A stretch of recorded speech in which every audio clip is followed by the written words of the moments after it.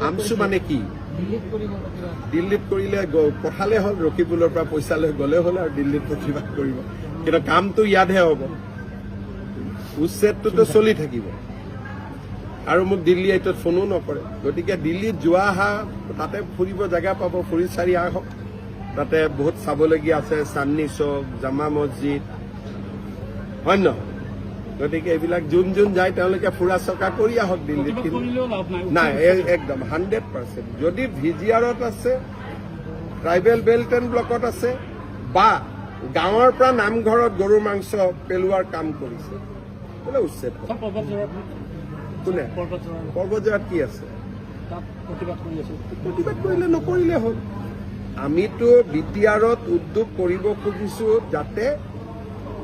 বিটিআৰৰ উন্নতি হয়